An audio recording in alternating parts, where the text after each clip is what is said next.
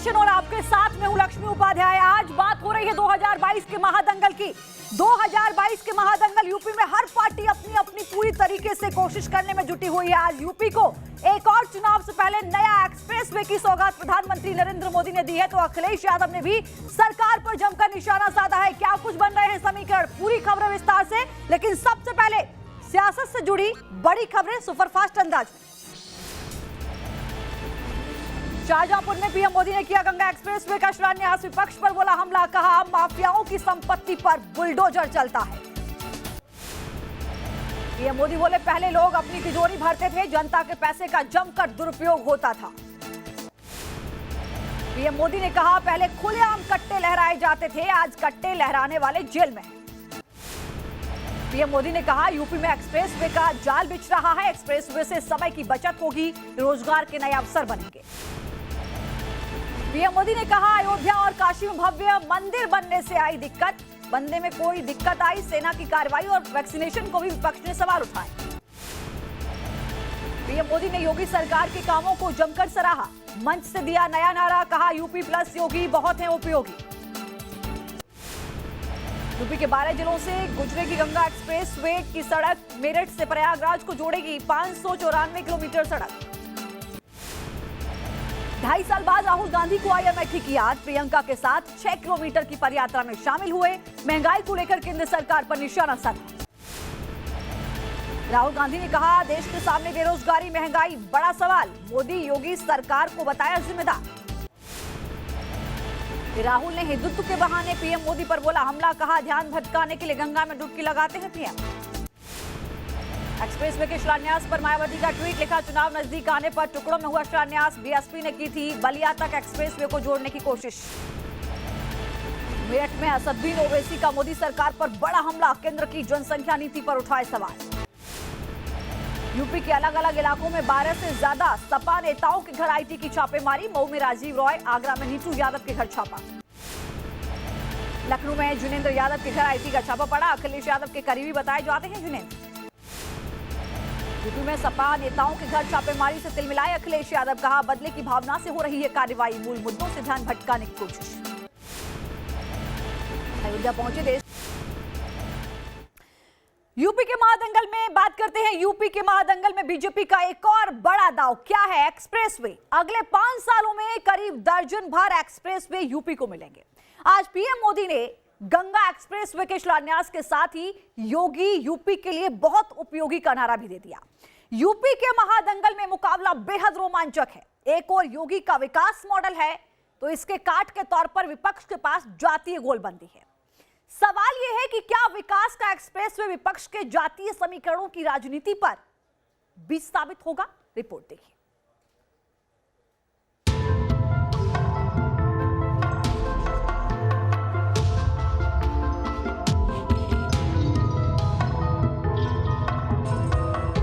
UP plus योगी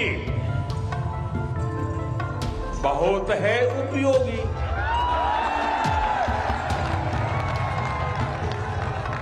UP plus योगी बहुत है। सत्ता के एक्सप्रेसवे पर बीजेपी ने अपने मिशन 350 प्लस को टॉप गियर में डाल दिया है। पीएम मोदी ने शाहजहांपुर की रैली में इसका ऐलान कुछ इसी अंदाज में किया। 12 जिलों से गुजरने वाले गंगा एक्सप्रेसवे के शिलान्यास के साथ ही बीजेपी ने एक्सप्रेसवे और विकास कार्ड के जरिए मिशन 2022 की दिशा में अपने विजय रथ को आगे बढ़ा दिया है। ये खजाना आपका है, आपके लिए है, आपके बच्चों के उज्जवल भविष्य के लिए है। दोस्तों 50 परिवारों की भलाई के लिए हम आपके लिए ही काम करते हैं मेरे भाइयों बहनों। 2022 की महाजंग में एक बड़ा दांव है एक्सप्रेसवे। ये सिर्फ शहरों से कनेक्टिविटी का जरिया भर नहीं है, बल्कि सत्ता समर में दिखाया जाने वाला विकास का वो शोकेस है जो एक बेहतरीन परसेप्शन भी सरकार के कामकाज को लेकर बनाता है। यही वजह है कि पिछले 5 सालों में मोदी योगी ने सियासत के एक्सप्रेसवे कनेक्शन को साधा है।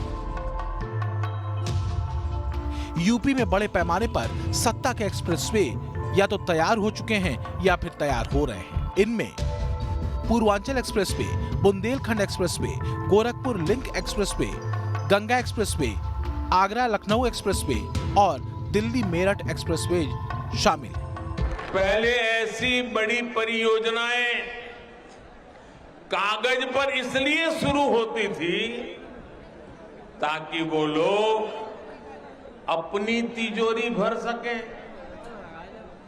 आज ऐसी परियोजनाओं पर इसलिए काम हो रहा है ताकि यूपी के लोगों का पैसा बचे। दरअसल बीजेपी का फोकस पूर्वांचल की 142 सीटों के साथ ही पश्चिमी यूपी के 15 जिलों और 76 सीटों पर भी। सवाल यह है कि एक्सप्रेसवे की कनेक्टिविटी क्या बीजेपी के सत्ता में फिर से वापसी का विजय पथ बन पाएगी? फिलहाल गंगा एक्सप्रेसवे जिन 12 जिलों को आपस में कनेक्ट करेगा उनमें मेरठ, हापुड़, बुलंदशहर, अमरोहा, संभल, बदायूं, शाहजहांपुर, हरदोई, उन्नाव, रायबरेली, प्रतापगढ़ और प्रयागराज है। विकास और राष्ट्रवाद के मंत्र को जपते बीजेपी यूपी के अपने दुर्ग को अजेय बनाने के लक्ष्य पर काम कर रही है। जिन 12 जिलों से गंगा एक्सप्रेसवे दौड़ेगा उन 12 जिलों में कुल 75 विधानसभा सीटें आती हैं। 2017 में बीजेपी ने इन 12 जिलों में क्लीन स्वीप किया था। यही वजह है कि डबल इंजन की सरकार का जिक्र करने के साथ ही पीएम मोदी काशी विश्वनाथ कॉरिडोर पर भी विपक्ष की खिंचाई करने से नहीं चूकते। जिन्हें देश की विरासत से भी दिक्कत है और देश के विकास से भी दिक्कत है। काशी में बाबा विश्वनाथ का भव्य धाम बनने से दिक्कत है। एक्सप्रेसवे की चमक के साथ ही चहुमुखी विकास की तस्वीरें बीजेपी ट्रम्प कार्ड की तरफ फेंट रही है। एक्सप्रेसवे बीजेपी के लिए सत्ता सिद्धि का कितना अहम दांव है, इसे आप ऐसे समझ सकते हैं कि गंगा एक्सप्रेसवे 2024 में बनकर तैयार होगा। इसमें 140 पुल होंगे और 50 अंडरपास होंगे। बात सिर्फ एक्सप्रेसवे से जिलों की कनेक्टिविटी भर की नहीं है, बल्कि सूबे से योगी की कनेक्टिविटी की भी है। इस कनेक्शन को पीएम मोदी ने शाहजहांपुर में एक नए नारे में उतारते हुए विजय घोष किया। यूपी प्लस योगी उत्तर प्रदेश के लिए बहुत उपयोगी। ये खजाना आपका है, आपके लिए है, आपके बच्चों के उज्जवल भविष्य के लिए है। दोस्तों, 50 परिवारों की भलाई के लिए हम आपके लिए ही काम करते हैं मेरे भाइयों बहनों।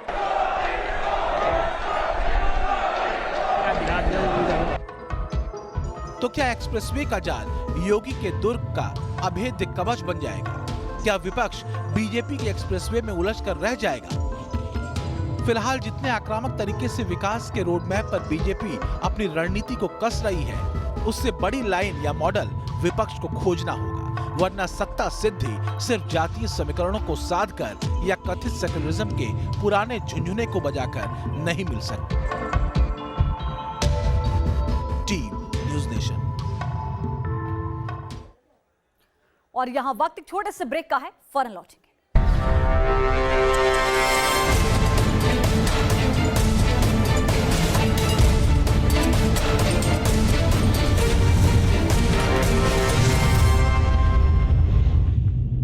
यूपी की सियासत में आज जहां मेगा इवेंट का दिन रहा, तो वहीं सूबे की सियासत इनकम टैक्स के छापों की वजह से भी सुलग गई।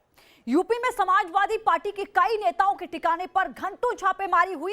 1 दर्जन से ज्यादा नेताओं से पूछताछ भी हुई, जिसके बाद सियासी संग्राम का पारा और चढ़ गया। रिपोर्ट देखिए।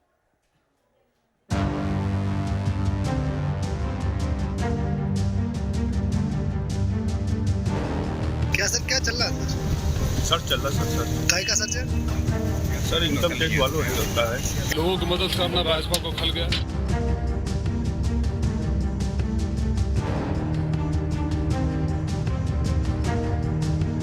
शनिवार की सुबह सुबह रेड टोपी वालों पर रेड पड़ गई। ये रेड इनकम टैक्स की थी। इनकम टैक्स का ये छापा पड़ा समाजवादी पार्टी के बड़े नेताओं के ठिकानों पर। मऊ में समाजवादी पार्टी के राष्ट्रीय सचिव राजीव राय, लखनऊ में जैनेंद्र यादव उर्फ नीटू यादव के घर पर और मैनपुरी के जिला पंचायत अध्यक्ष और आरसीएल ग्रुप के चेयरमैन मनोज यादव के घर पर छापे की कार्रवाई हुई। सभी नेता समाजवादी पार्टी अध्यक्ष अखिलेश यादव के बेहद करीबी हैं और उनकी पार्टी के फाइनेंसर माने जाते हैं। जैनेंद्र उर्फ नीटू यादव तो अखिलेश के मुख्यमंत्री रहते हुए उनके ओएसडी भी रह चुके हैं। इस वक्त लखनऊ में ये गोमती नगर का हम घर दिखा रहे हैं, जो कि नीटू यादव उर्फ जैनेंद्र यादव, जो मुख्यमंत्री अखिलेश यादव के समय पे ओएसडी थे। आप अंदर देखिए, पुलिस बैठी हुई है, सुबह से इनकम टैक्स की ये कार्रवाई चल रही है। सबसे पहले शनिवार करीब 7 बजे राजीव राय के मऊ में शहादतपुरा स्थित कैंप ऑफिस पर छापे की खबर आई।